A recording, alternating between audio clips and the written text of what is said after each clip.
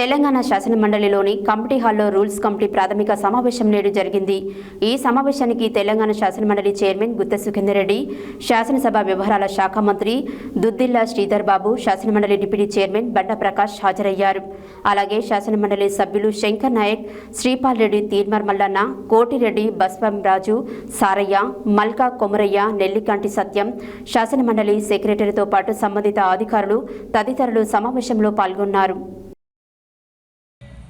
తెలంగాణ శాసన మండలిలోని కమిటీ హాల్లో rules committee ప్రాథమిక సమావేశం నేడు జరిగింది. ఈ సమావేశానికి తెలంగాణ శాసన మండలి చైర్మన్ గుత్తా సుఖేందర్ రెడ్డి, శాసనం సభ వ్యవహారాల శాఖ మంత్రి దుద్దిల్ల శ్రీధర్ బాబు, శాసన మండలి డిప్యూటీ చైర్మన్ బండా ప్రకాష్ హాజరయ్యారు. అలాగే శాసన మండలి సభ్యులు శంకర్ నాయక్, శ్రీపాల్ రెడ్డి, తీన్మార్ మల్లన్న, కోటిరెడ్డి, బస్వరాజు, సారయ్య, మల్కా కొమరయ్య, నెల్లికంటి సత్యం, శాసన మండలి సెక్రటరీతో పాటు సంబంధిత అధికారులు తదితరులు సమావేశంలో పాల్గొన్నారు.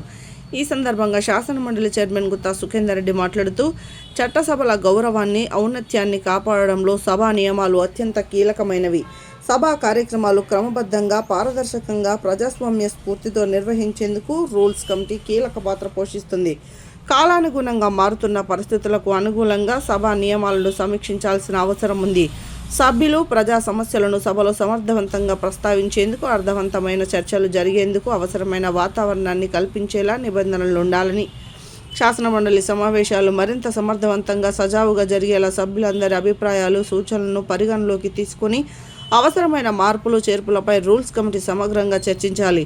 సభా సాంప్రదాయాలను, నియమ నిబంధనలను గౌరవిస్తూ తెలంగాణ శాసన మండలిని దేశంలోని ఇతర శాసన మండళ్లకు ఆదర్శంగా నిలిపేందుకు మనందరం సమిష్టిగా కృషి చేయాలని పేర్కొన్నారు.